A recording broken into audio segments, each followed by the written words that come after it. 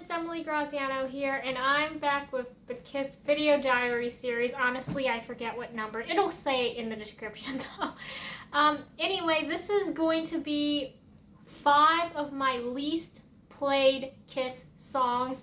I didn't want to title it Least Favorite because that would be really negative, and I don't want to be negative about my favorite band in the world because, unfortunately, it's way too easy to be negative about this band. Sorry. Had to pause it. Okay, so I'm just going to get started.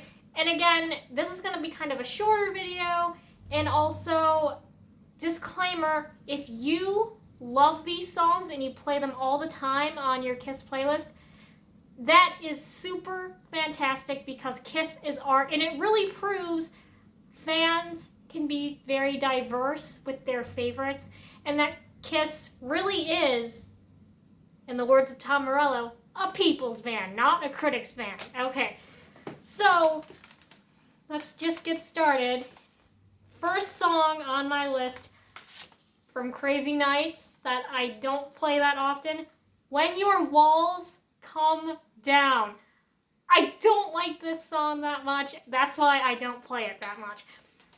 The lyrics have a lot to do with why I don't, just because they're kind of pathetic. I'm sorry, but Paul, how can this be the same man who wrote Firehouse? I mean, I know we all have our off songs, but now you're borrowing lyrics from a nursery rhyme, like, Liar, liar, pants on fire. The cat wants the fiddle. The kitten's gotta give him the moon. You are based... That's like a nursery rhyme. That's not exactly a nursery rhyme, but that's... Come on, Paul. You're a rock star, not a children's story reader. Not that there's anything wrong with children's story readers. It's just like, wrong target audience, Paul. Unfortunately, this song doesn't even have like a cool guitar part to save it, because some songs that did not make it onto this list actually have a cool guitar part that prevented it from, and that's what prevented it from being on this list. Unfortunately, When Your Walls Come Down, it just doesn't cut it musically, lyrically. It's probably one of my least favorite songs. And I didn't want to say that, but I'm sorry. I'm really sorry. If you love When Your Walls Come Down, more power to you. You're awesome. And hey, who am I to say that that's a wrong opinion? My opinion is technically wrong in that sense. So, number 1, When Your Walls Come Down. Number 2 on the list, from Hot in the Shade, Love's a Slap in the Face. I always have to tell myself, like, wait, what's that about again? And to me, it doesn't have a lot of momentum within it. It doesn't have a lot of energy. Gene, talking about phoning songs in, I mean, you take your pick from the 80s. There's a ton to choose from, but this one is like the bottom of the bottom. I mean, that's probably why I don't play it. And it's just like, love's a slap in the face. And I don't even think that Gene has enough, like, energy or emotion when he's saying that. I feel like if you're saying that, it should be like a kick in the face, like love's a slap in the face, kick the audience into gear by saying that, and it doesn't cut it. I'm sorry. Again, if you love it, that's super fantastic. There's actually a second song on here from Hot in the Shade. Sorry. I'm sorry. But I think this one is more universally accepted. The street giveth, and the street taketh away. Number 1, this was co-written by Tommy Thayer. And I always say, people, look, Tommy Thayer co-wrote this song, and this is the man they let into the band. So, there's that. And then the song that, the fact that this song is utterly forgettable, if we could cut a song off Hot in the Shade, I would vouch for this song. Cut it off. Just, no. I think that Hot in the Shade could be a much better record without The street giveth and the street taketh away. I never listened to it. I just had to listen to it just before this to double check.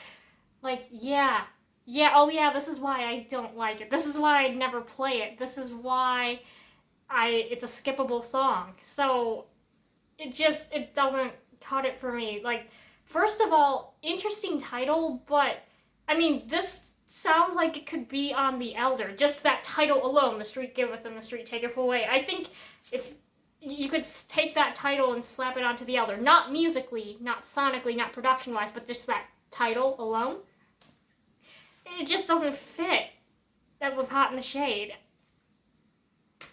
So, I'm going to move on from Hot in the Shade. No more Hot in the Shade. Okay, number 4 on my list is from Psycho Circus, We Are One. Everybody who watches this channel knows that Psycho Circus is a very important record to me in my childhood. I was only 2 when it came out, but I remember this album coming out very vividly. My mom used to play it a lot because she was really excited for it. I had no idea until I was an adult that, all 4 of them didn't plan it, blah, blah, blah. It's almost the Dynasty of my childhood. Like how Dynasty was a big record for kids back in like the late 70s, maybe early 80s, because it was the first Kiss album in almost 2 years since Love Gun. So I always call this the Dynasty of my childhood. But We Are One, it's almost laughable.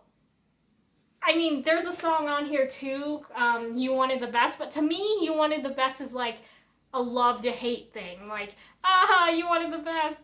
Let's just listen to this to remember how ridiculous it is. And that's what kind of makes it fun to listen to. But We Are One is like, we are one. It's just like Gene doing his thing with like trying to be all, we're happy, we're one, and it doesn't cut it. I'm sorry, but this album, no harm to this album at all because I still love this album. I think I always will. That's a super unpopular opinion. But just to show you, I'm not all about bashing one era of Kiss because the first 3 songs happen to be 80s No Makeup. And I'm really sorry it turned out that way on this list, but just goes to show there are songs from each era, So, We Are One. And number 5 on this list, because I didn't want to go on for too long and like be too negative, or I hope this video isn't negative. I really hope it isn't. But from the debut album, Kissin' Time. I almost never listen to this song because it's just, it doesn't fit them. The band themselves did not even want to record it. They didn't want to record it. So I think that's enough leverage for me to say, yeah, I have to agree. Although, production-wise, and like the fact that the harmony is pretty good, but other than that, it's like, this is kind of a forgettable cover. And that concludes my list. There are some songs that might surprise you, and maybe I'll save that for another video. They probably surprise you that I like them. Like, I don't think Then I Kissed Her is actually a bad song. I think they captured the Phil Spector vibe pretty good. That's just one example, but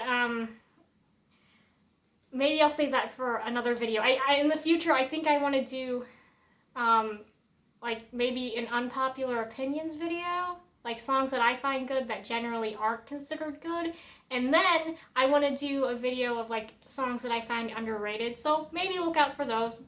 I definitely will do the underrated songs video eventually, but that's in conclusion.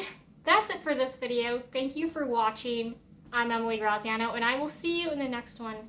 Bye-bye.